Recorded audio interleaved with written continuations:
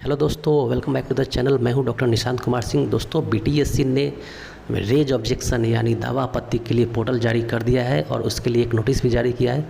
दोस्तों चलिए उस नोटिस को पढ़ते हैं। दोस्तों इससे पहले मैं आपको ये बता दूं कि बीटीएससी से जुड़ी हर जानकारी के लिए आप इस चैनल को सब्सक्राइब जरूर कर लें। दोस्तों, बीटीएससी ने दावा आपत्ति या फिर रेज ऑब्जेक्शन के लिए जो नोटिस जारी किया है, चलिए इस नोटिस को ध्यान से पढ़ते और समझते हैं क्या क्या बताया गया है। दोस्तों, ये नोटिस उन लोगों के लिए है जो पिछले साल 15 से लेकर 17 फरवरी 2022 तक के हुए काउंसलिंग में शामिल हुए थे और साथ ही इस साल जो 23 साल एक्सटेंडेड जो एक्सपीरियंस था उसमें जो लाभ उठाए उन लोगों के लिए है जो 10 अगस्त 2023 को शामिल हुए थे काउंसलिंग में। और दोस्तों, जो रेज ऑब्जेक्शन यानी दावा आपत्ति का जो डेट निर्धारित किया गया है वो है 5 सितंबर 2023 से लेकर 12 सितंबर संध्या शाम 6 बजे 2023 तक।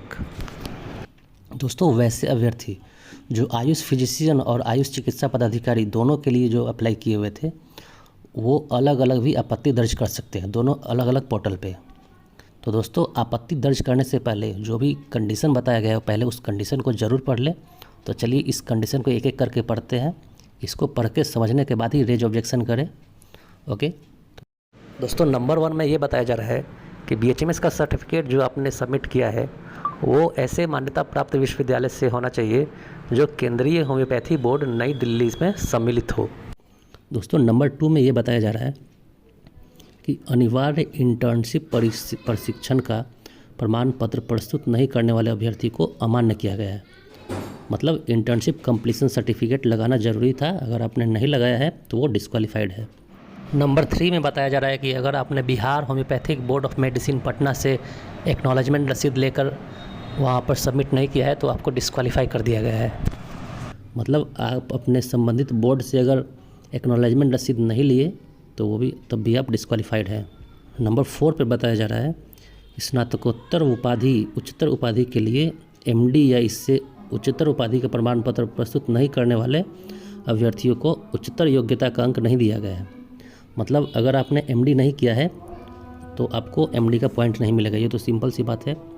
दोस्तों, 5वें नंबर पर यह बताया जा रहा है कि बिहार सरकार के अंतर्गत कोई भी मान्यता प्राप्त सरकारी संस्थान हो या फिर कोई औषधालय हो, अगर वहाँ से आपने कार्यानुभव का प्रमाण पत्र लिया है तो उसके लिए आपको अंक दिया गया है कार्यानुभव का। ओके दोस्तों, तो नेक्स्ट नंबर 6 में ये बताया जा रहा है कि ऑनलाइन आवेदन में कार्य अनुभव का दावा नहीं करने वाले अभ्यर्थियों को कार्य अनुभव का लाभ नहीं दिया गया है।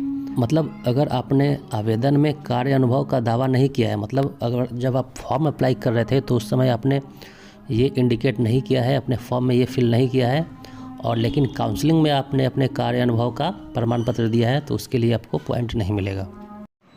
दोस्तों, 7वें नंबर में बताया जा रहा है कि पिछले साल का काउंसलिंग यानी 15 फरवरी 2022 से लेकर 17 फरवरी 2022 तक के काउंसलिंग में जो भी अभ्यर्थी शामिल हुए थे उन लोगों ने जो भी सर्टिफिकेट वहां पर सबमिट किया है उसका निर्गत होने का लास्ट डेट 17/12/2021 ही होना चाहिए था।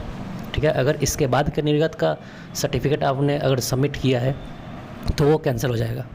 और साथ में इस साल का जो काउंसलिंग हुआ जो 10 अगस्त 2023 को हुआ था, उन लोगों ने जो भी सर्टिफिकेट जमा किया है उसका निर्गत होने का लास्ट डेट 1/7/2023 ही था। अगर इसके बाद का सर्टिफिकेट अगर आपने जमा किया है तो वो काउंसलिंग वो कैंसिल हो जाएगा। दोस्तों, 8वें पॉइंट में भी वही चीज़ बताया जा रहा है कि पिछले साल यानी 15 फरवरी से लेकर 17 फरवरी 2022 तक के काउंसलिंग में जो भी अभ्यर्थी शामिल हुए थे अगर वो लोग अपना एक्सपीरियंस सर्टिफिकेट लगाए हैं तो उसका भी लास्ट डेट 17/12/2021 होगा। और अगर इस साल वाले जो भी अभ्यर्थी शामिल हुए हैं मतलब 23 साल एक्सटेंडेड वाले जो लाभ उठाए हैं उसका भी एक्सपीरियंस सर्टिफिकेट 1 जुलाई 2023 से पहले का होना चाहिए। दोस्तों, बोल्ड लेटर में ये लिखा गया है कि सभी अभ्यर्थियों के कार्यानुभव की गणना दिनांक 28 अक्टूबर 2020 तक की गई है। मतलब इसके बाद का कार्यानुभव का कोई भी पॉइंट आपको नहीं मिलेगा। दोस्तों, 9वें पॉइंट में ये बताया जा रहा है कि ऑनलाइन आवेदन में आपने जो दावा किया है जो भी कैटेगरी के लिए उसका सर्टिफिकेट अगर आपने नहीं लगाया है तो उसका आरक्षण का लाभ आपको नहीं दिया गया है। 10वें पॉइंट में ये बताया जा रहा है कि ऑनलाइन आवेदन में आपने जो भी कोटि का मतलब जो भी कैटेगरी आपने भरा था उसी का सर्टिफिकेट आपने लगाया होगा तो आपको लाभ मिलेगा। ऐसा नहीं कि आपने जनरल लगाया था और EWS का सर्टिफिकेट लगा दिए काउंसलिंग में तो आपको उसका लाभ मिलेगा, ऐसा नहीं है। तो अब 11वें पॉइंट में आते हैं। अगर आपने क्रीमी लेयर रहित प्रमाण पत्र मतलब NCL जो होता है नॉन क्रीमी लेयर और जाति प्रमाण पत्र अगर पति के नाम से लगाया है तो उसका लाभ आपको नहीं मिलेगा। और 12वें नंबर पर यह बताया जा रहा है कि स्वतंत्रता सेनानी के नाती नतनी पोता पोती जो भी है अगर उसका सर्टिफिकेट आपने नहीं लगाया है तो उसका लाभ भी आपको नहीं मिलेगा। 13वें नंबर पर दोस्तों ये बताया जा रहा है कि दिव्यांगता प्रमाण पत्र प्रस्तुत नहीं किए जाने पर आपको उसका आरक्षण का लाभ नहीं मिलेगा। दोस्तों नोट में ये बताया जा रहा है कि रेज ऑब्जेक्शन होने के बाद पूरी तरह से वेरिफिकेशन होगी और पूरी वेरिफिकेशन होने के बाद एक फाइनल मेरिट लिस्ट निकाली जाएगी।